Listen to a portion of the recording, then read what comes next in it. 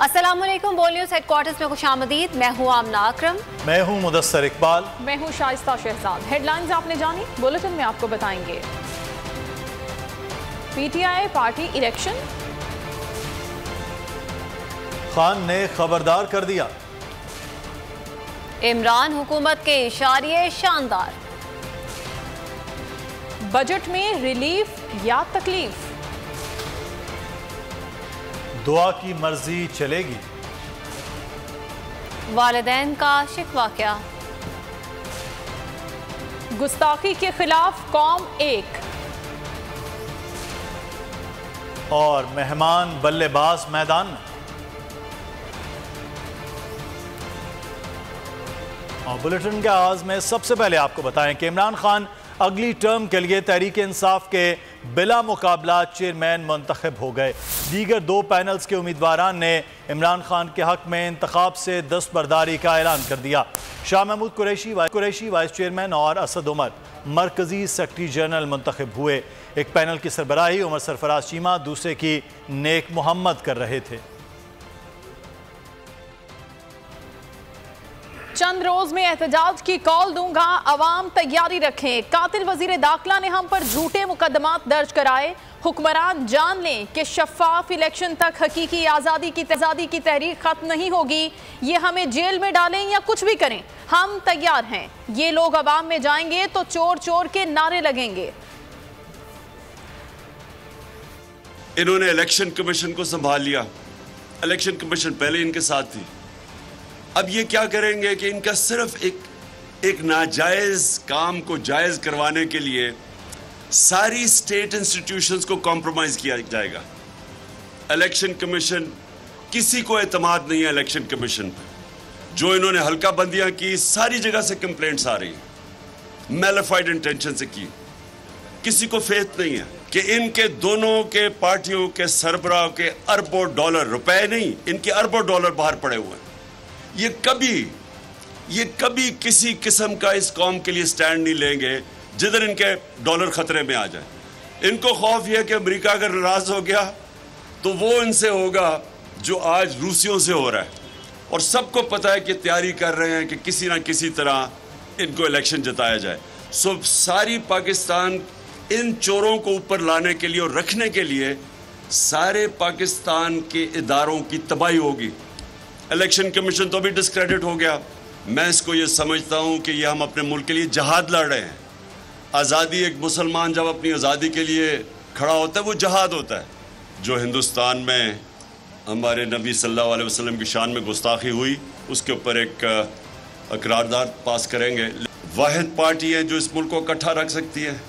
सारा स्टेटस को चोरों का इकट्ठा हो गया आपके खिलाफ और अवाम आपके साथ आके खड़ी होगी। और ये जो अवाम आपके साथ खड़ी हुई है, ये कभी कभी मुल्क की तारीख में इस तरह कौम खड़ी हो जाती है एक पार्टी के पीछे। ये भी हमारे ऊपर जिम्मेदारी है। और इंशाअल्लाह मेरा ये ईमान है कि आने वाले दिनों में हम ही वो पार्टी बनेंगे जो इस मुल्क को हकीकी आज़ादी और हकीकी जमहूरियत की तरफ लेके जाए। Vice chairman PTI Shah Mahmood Qureshi कहते हैं कि इमरान खान ने मुल्क में 2 पार्टी सिस्टम तोड़ा है। ये काम इतना आसान नहीं था। मजीद कहा कि तहरीक इंसाफ अवाम के लिए तोहफा है। ये पाकिस्तान की हकीकी जमहूरी जमात है। शहबाज शरीफ और सनाउल्लाह, कंटेनर हटा दो और गिरफ्तारियां हटा दो और फिर देखो लग पता जाएगा। इस्लामाबाद जो हमारा आईनी कानूनी हक है, उस हक की खातिर हमारे कारकुनों को यहाँ जमा होने दो और अपना माफी और ज़मीर बयान करने दो, तो पता चल जाएगा कि कहाँ खड़े हैं आप और कहाँ आपकी अवामी हैसियत आज क्या है। 2 माह के अंदर मुल्क की मईशत का बेड़ा गर्क कर दिया आपने, लोगों का जीना दो भर कर दिया। और 10 तारीख को जो एक और कयामत टूटने वाली है, उसके लिए भी आपको तैयार होना होगा कि पंजाब में एक मैदान लगने वाला है और 20 हलकों में पंजाब की जो लोटे थे वो गए और वहां अब ज़िमनी इंतखाबात हो रहे हैं। आप उन 20 हलकों को आइडेंटिफाई कर लें जहां आपका असर है। आप वहां कैंडिडेट को ना देखें, इमरान खान को देखें। और पीटीआई के सेक्रेटरी असद उमर कहते हैं मुनज़्ज़म धांधली के लिए काम शुरू हो चुका है। वोटर्स के हल्के तब्दील किए जा रहे हैं। एक घर के वोट 6 इलाकों में मुंतकिल किए गए। जहां जहां हल्का बंदियों में खामियां होंगी पटिशन दायर करेंगे। पीटीआई नेशनल काउंसिल इजलास से खिताब में असद उमर ने ऐलान किया कि पार्टी की मेंबर साजी का अमल शुरू कर रहे हैं। किसी का वोट दर्ज नहीं होता तो उसकी भी मदद करनी है।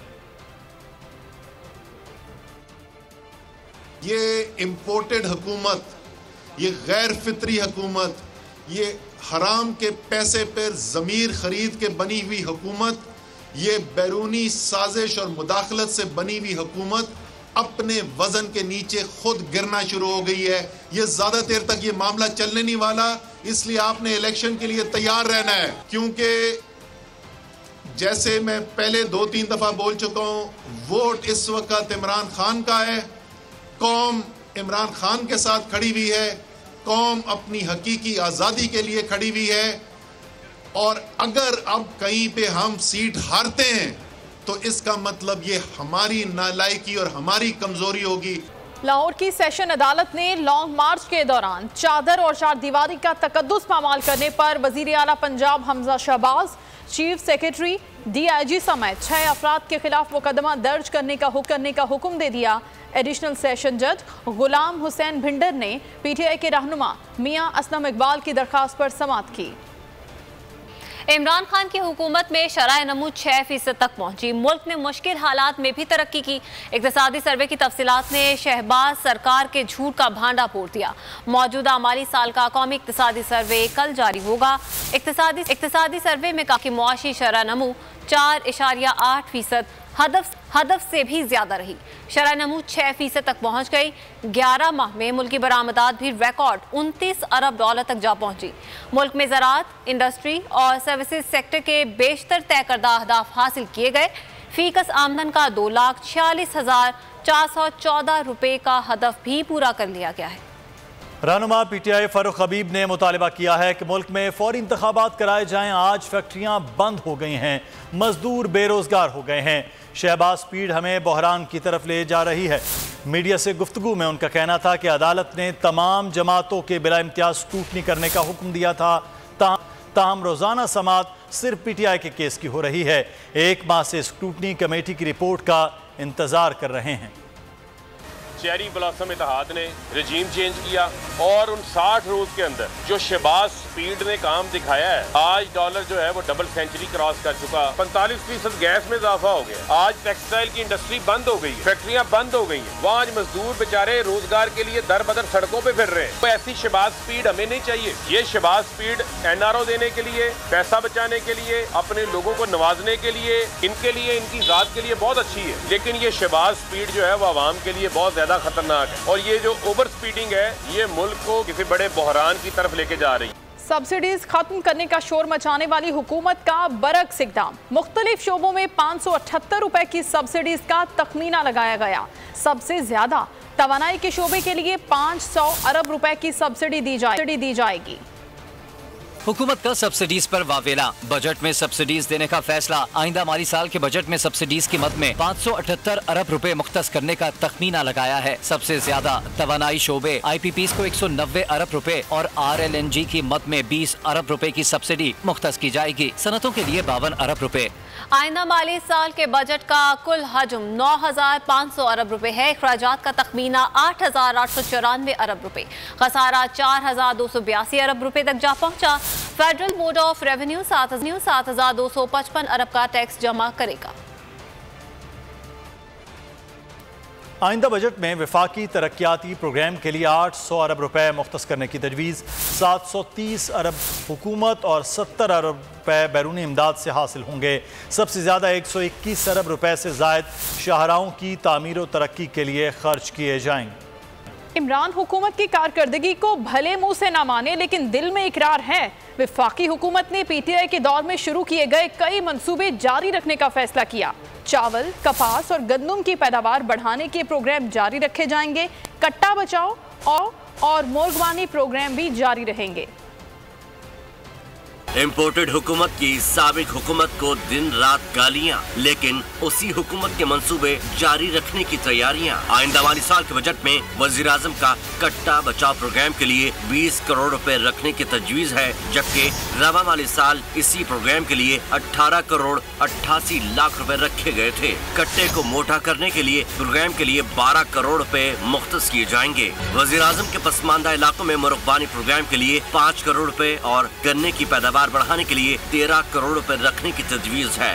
आइंदा माली साल चावल की पैदावार बढ़ाने के लिए 27 करोड़ रुपए और गंदम की पैदावार बढ़ाने के लिए 35 करोड़ रुपए रखने की तजवीज है, जबकि कपास की बेहतरी के इक़दाम के लिए 13 करोड़ रुपए रखे जाएंगे।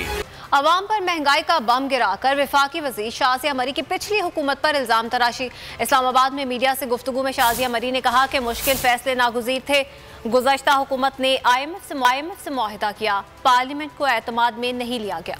तारीख में ये लिखा जाएगा कि पिछले 4 बरसों में इस मुल्क के अंदर जो महंगाई है वो रिकॉर्ड के दर्जे पर गई है। 70 बरस की तारीख में इतने टैक्सेस नहीं बढ़े, इतना कर्जा नहीं लिया गया जितना पिछले 4 बरसों के हुक्मरानों ने लिया है। जिन शराइत पर IMF से कर्जे लिए गए हैं, वो शराइत उन्होंने जब उस पर दस्तखत किया, क्यों उन्होंने पार्लियामेंट को एतमाद में नहीं लिया? उन्होंने कुर्सी जाने के गम में अवाम को मिसगाइड करना शुरू कर दिया है। ये कहना शुरू कर दिया है कि हमें तो किसी बाहर मुल्क की साजिश ने निकाला है। उनको ये जरूरी है समझना कि इस मुल्क के गरीब ने निकाला है। सर जोड़ कर ये हुकूमत बैठी है, बड़े मुश्किल फैसले किए हैं। आने वाली महंगाई या जो हम देख रहे हैं मौजूदा महंगाई, इससे निपटने के लिए भी 28 अरब रुपए की रकम जो है वो रखी गई है। सेनेट कमेटी बराए साइंस का इजलास चेयरमैन अफनानुल्लाह के मुतासबाना रवैये की वजह से गर्मा गर्मी की नजर हो गया। अफनानुल्लाह पार्टी क़यादत की खुशनुदी हासिल करने के लिए तमाम हदें पार कर गए।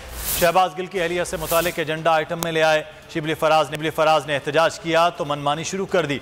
शिबली फराज पर करप्शन का दिफा करने का इल्ज़ाम लगा दिया।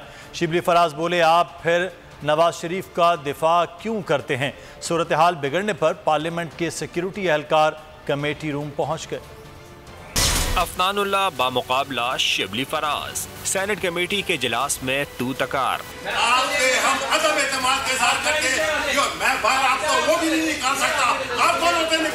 कायमा कमेटी बराए साइंस की मीटिंग सजाई गई। चेयरमैन अफनानुल्लाह शहबाज गिल की अहलियत से मुतालिक एजेंडा आइटम ले आए। शिबली फराज ने एहतजाज किया। अफनानुल्लाह ने मनमानी शुरू कर दी।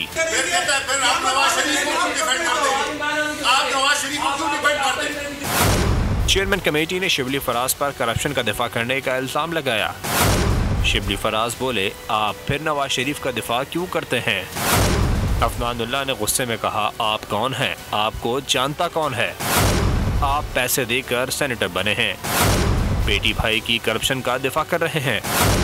2 टके की औकात नहीं, किसने तुम्हें सेनेटर बना दिया? शिबली फराज बोले, तुम भी गालियां देकर सेनेटर बने हो। चेयरमैन कमेटी अपने बयानात पर माफी मांगे। कल को हम भी आपकी लीडरशिप से मुतालिक केस लाना शुरू कर देंगे। सेनेटर हमायूं महमद ने अफनानुल्लाह को सालिम न बनने का मशवरा दिया। चेयरमैन साहब, आप जरूर रूलिंग दें और हम सब देंगे, लेकिन याद रखें, उनको तुम राइट में मसूलन लड़ रही थी और अरकान की कोशिशों के बावजूद गर्मा गर्मी न थमी। सूरत हाल बिगड़ने पर पार्लियामेंट के सिक्योरिटी एहलकार कमेटी रूम पहुँच गए। खैबर पख्तूनख्वा में शहबाज फीड से सस्ते आटे की फराहमी का हुकूमती दावा झूठ निकला। पेशावर के किसी भी यूटिलिटी स्टोर में सब्सिडाइज आटा दस्तियाब ही नहीं। शहरी और दुकानदार कहते हैं आटा दस्तियाब ही नहीं है तो घर क्या लेकर जाएं। जबकि PTI के रहनुमा कामरान बंगश ने आटे की फराहमी के झूठे दावे को शोबाजी करार दिया। करोड़ों की आबादी लेकिन आटे की सप्लाई सिर्फ 23,000। खैबर पख्तूनख्वा में शहबाज स्पीड से सस्ते आटे की फराहमी का हुकूमती दावा स्लो। पेशावर के किसी भी यूटिलिटी स्टोर में सब्सिडाइज आटा दस्तियाब ही नहीं और जहां है वहां आटे में नमक के बराबर। शहरी कहते हैं कि आटा आ भी जाए तो इसका कोटा बहुत कम होता है। आटा किस जगह पे पहुंचा है, घी किस जगह पे पहुंचा है, आपके तेल किस जगह पे पहुंचे, हम गरीब क्या करेंगे? जो रोटी वाले ननबई के लिए बहुत ज़्यादा मुश्किलात है। आटा भी महंगा है, गैस भी नहीं है। जबकि हुकूमती इकदाम से यूटिलिटी स्टोर मालिक भी परेशान हैं। कहते हैं हुकूमत अगर मिकदार बढ़ा दे तो आवाम को फायदा मिल सकता है। आटा आता है रोजाना, लेकिन ये है कि आज़म शहबाज शरीफ की ज़ेर सदारत कौमी इक्तिसादी कौंसिल के इजलास में बाजार रात 8:30 बजे बंद करने का फैसला किया गया। वज़ीर आज़म शहबाज शरीफ की ज़ेर सदारत कौमी इक्तिसादी कौंसिल इजलास हुआ, जिसमें मुल्क में तवानाई की बचत के इक़दामात के हवाले से मुशावरत की गई है। इसी हवाले से मज़ीद बात करेंगे। सिद्दीक साजिद हमारे नुमात मौजूद हैं। जी सिद्दीक, आगाह कीजिएगा, तो सूबे मान गए हैं इस मामले पर? जी बिल्कुल मान गए हैं। अलबत्ता खैबर पख्तूनख्वा के वज़ीर आला शरीक नहीं हुए, बाकी सूबों के वज़ीर आला मौजूद थे। खैबर पख्तूनख्वा की नुमाइंदगी chief secretary doctor Shahzad Khan Bandash ने की है। इजलास में वफाकी कबीना 7 जून को 2022 को जो फैसले किए थे, उस हवाले से तजावीज़ और फैसलों से मुतल्लिक़ सूबाई वज़ीर आला को आगाह किया गया, जिसके बाद चारों सूबों ने बाजार और दुकानें रात 8:30 बजे बंद करने की जो तजवीज़ है उस पर असूली तौर पर इतफाक़ तो किया है, लेकिन सिंध, पंजाब और बलोचिस्तान के वज़ीर आला ने 2 दिन की मोहलत भी मांगी है ताकि वह अपने इलाकों में इंजीनियर से मुशावरत मुकम्मल करें और उसके बाद फिर वज़ीर आज़म को आगाह किया जाएगा और उसके बाद फिर इसका अमल दरामद का जो तरीकाकार है वो तय किया जाएगा और तारीख का भी ऐलान किया जाएगा कि कब से जो है वो 8:30 बजे दुकानें बंद होनी है। जी सिद्दीक साजिद हमें तफसीलात से आगाह करने के लिए। पुराने पाकिस्तान में बिजली का बहरान आउट ऑफ कंट्रोल हो गया। हुकूमत के लोड शेडिंग में कमी के दावे ज़बानी जमा खर्च साबित हुए। ईंधन की किल्लत और तकनीकी खराबियों के बायस मुतअद्दिद पावर प्लांट्स ताहाल बंद हैं। 30 जून के अंदर जो पोर्ट कासिम का कोल बेस्ड प्लांट है उसका 600 मेगावाट सिस्टम में शामिल कर लिया जाएगा और लोड शेडिंग का दुरानिया इंशाल्लाह इन तमाम फैसलों के बाद और अप्रूवल्स के बाद जो आज दे दिए गए हैं वो 30 जून तक 2 घंटे जो लोड शेडिंग है उसका दुरानिया आ जाएगा। गजब किया, तेरे वादे पर एतबार किया, हुकूमत के दावे कुछ, हकाइक कुछ और, बिजली बहरान, बदस्तूर, वबाले जान, शदीद गर्मी में आवाम परेशान। पूरे ये 24 घंटे में ऐसे समझे 12 घंटे तो है ही नहीं, बिजली है नहीं, बिल्कुल 2 घंटे 3 घंटे लोड शेडिंग है। 15 घंटे चार्ट कर रहे हैं, गरीबाना जुल्म में और क्या है। कारोबार जो है ना बहुत ही कम होके रह गया। लोड शेडिंग अभी भी लोड शेडिंग, ईंधन की किल्लत और तकनीकी खराबियों के बायस मुतादिद पावर प्लांट ताहाल बंद। 4090 मेगावाट बिजली सिस्टम से बदस्तूर आउट है। ज़राए के मुताबिक 15 पावर प्लांट ताहाल मुकम्मल सलाहियत के मुताबिक बिजली पैदा नहीं कर रहे। 5 पावर प्लांट्स ईंधन की किल्लत के बायस मुकम्मल बिजली पैदा नहीं कर रहे। लाहौर के शहरी इलाकों में 8 घंटे की गैर एलानिया लोड शेडिंग जारी। देही इलाकों में बिजली की बंदिश का दौरानिया 14 घंटे तक जा पहुंचा। लेस्को ने 1400 मेगावाट के शॉर्टफॉल की तस्दीक कर दी। पेशावर समेत खैबर पख्तूनख्वा के शहरों में भी 6 से 8 घंटे की बंदिश जारी है। कोयटा में दौरानिया 12, सूबे के दीगर शहरों में 18 घंटे तक जा पहुंचा। कराची वालों का तो वैसे ही कोई पुरसाने हाल नहीं कि इलेक्ट्रिक ने माफिया का रूप धार कर शहरियों पर अजाब मुसल्लत कर रखा है। महज 600 मेगावाट बिजली बनाने वाला इदारा दीगर ज़राए पर इन्हिसार कर रहा है। शहर में 12 से 14 घंटे तक बिजली गायब रहना मामूल बन गया है। शहबाज हुकूमत के ढंग निराले, महंगे पेट्रोल के बाद महंगी बिजली, महंगी गैस ने शहरियों को परेशान किया। अब नया मसला खड़ा कर दिया गया। शदीद गर्म मौसम में शहरी बिजली के साथ साथ गैस से भी महरूम हो गए। लाहौर समेत पंजाब के मुख्तलिफ इलाकों में खाना बनाने के लिए गैस मुयसर नहीं। अफवाह से अफरा तफरी मच गई। पाकिस्तान में पेट्रोलियम मसनूआत की कीमत बढ़ने की खबर जंगल की आग की तरह फैली तो सोशल मीडिया सारिफीन भी मैदान में कूद पड़े। ट्विटर पर न सिर्फ मजाक बनाया बल्कि एक से बढ़कर एक मशवरा देते रहे। पेट्रोल की कीमतों ने आवाम की बस करा दी। पंप्स पर लंबी कतारें लग गईं तो ट्विटर पर पोस्ट की भरमार हो गई। Hashtag petrol diesel price hike trend बन गया। सारिफीन ने जहनी तौर पर गाड़ी से साइकिल के सफर की तैयारी शुरू कर दी। जोरोश ने तस्वीर शेयर की, लिखा अब आपकी शादी की सालगिरह पर सोने चांदी के बजाय बेगम को पेट्रोल भी गिफ्ट कर सकते हैं। अरसलान ने इर्तजा निशात का शेयर किया और दिल की भड़ास निकाली। आदिल खान ने मोटरसाइकिल की तस्वीर शेयर की, लिखा लगता है अब आराम करने के दिन आ गए हैं। आयशा ने तस्वीर पोस्ट की और लिखा ये दिन दूर नहीं। सिंध हाई कोर्ट ने दुआ ज़हरा को मर्जी से फैसला करने की इजाज़त दे दी है। अदालत आलिया ने 3 सफ़हात पर मुश्तमिल तहरीरी फैसला जारी किया। बाजियाबी से मुतालिक दरखास्त को निपटा दिया गया। अदालत ने करार दिया दुआ ज़हरा मुकम्मल आज़ाद है, जिसके साथ जाना चाहती है जा सकती है। दुआ ज़हरा मुकम्मल आज़ाद है, जिसके साथ जाना चाहे जा सकती है। सिंध हाई कोर्ट ने बड़ा हुक्म जारी कर दिया। बाजियाबी से मुतालिक दरख्वास्त भी निपटा दी गई। अदालत आलिया ने 3 सफ़हात पर मुश्तमिल तहरीरी हुक्मनामा जारी कर दिया। अदालत ने करार दिया, बयान हल्फी और शवाहिद की रोशनी में अगवा का मुकदमा नहीं बनता। दुआ ज़हरा को लाहौर हाई कोर्ट में पेश करना सिंध हुकूमत की सवाबदीद है। ट्रायल कोर्ट कानून के मुताबिक कार्रवाई जारी रखे। अदालत ने तफ्तीशी अफसर को केस का ज़िमनी चालान जमा करवाने का हुक्म दे दिया। मेडिकल सर्टिफिकेट और रिकॉर्ड करवाया गया। बयान भी पेश करने की हिदायत कर दी गई। दौरान समाअत उम्र से मुतालिक मेडिकल रिपोर्ट अदालत में पेश की गई। रिपोर्ट के मुताबिक दुआ ज़हरा की उम्र तकरीबन 17 साल है। वालिद ने कहा, मेरी शादी को 17 साल हुए, बच्ची की उम्र 17 साल कैसे हो सकती है। अदालत ने रिमार्क्स दिए, उम्र का रिकॉर्ड ट्रायल कोर्ट में जाकर दिखाएं। मैं और मेरे वकील साहब दौड़ते हुए जज साहब के पास गए। हमने जाके जज साहब से रिक्वेस्ट की है कि जज साहब बच्ची स्टेटमेंट देना चाह रही है, बच्ची घर जाना चाह रही है। जज साहब ने कहा, जी कोई स्टेटमेंट नहीं, स्टेटमेंट हो गई बस। अदालत ने फरीकैन के दलाइल मुकम्मल होने पर फैसला महफूज किया, जिसे सुनाते हुए दुआ को मर्जी से फैसले करने की इजाजत दे दी। पसंद की शादी करने वाली कम उम्र दुआ ज़हरा ने मुलाकात में वालिदैन पर नजर तक न डाली, खामोश रही, किसी से बात का जवाब नहीं दिया।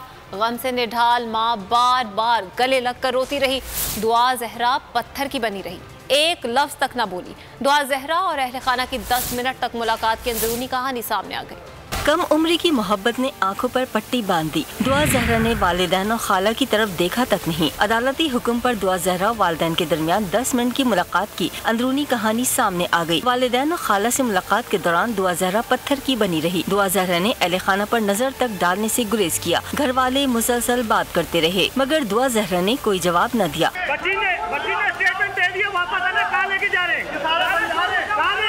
गम से निढाल माँ बोली, हमारे साथ चलो। दुआ ज़हरा को बार बार गले लगाया, मगर बेटी का दिल न पिघला। वालिद ने बेटी को पेशकश की, हमारे साथ चलो, हम तुम्हारी इज्जत से शादी करेंगे। दुआ ज़हरा फिर भी एक लफ्ज न बोली। माँ ने रो रो कर इल्तिजा की, हम चंद माह में तुम्हारी शादी करवा देंगे, हमारी बात मान लो। दुआ ज़हरा फिर भी खामोश रही। यूँ ये मुलाकात आंसुओं और सिसकियों के दरमियान खत्म हुई।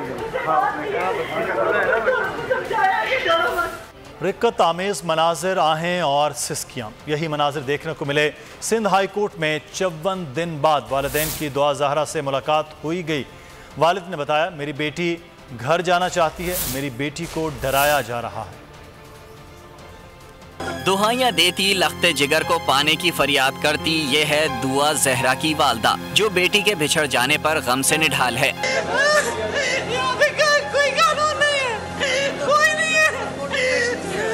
बेटी दुआ ज़हरा से चैम्बर में मुख्तसर मुलाकात हुई। माँ ने अभी आंख भर के देखा भी ना था, ना दिल की बात कही ना सुनी कि पुलिस हाथ छुड़ाकर साथ ले गई।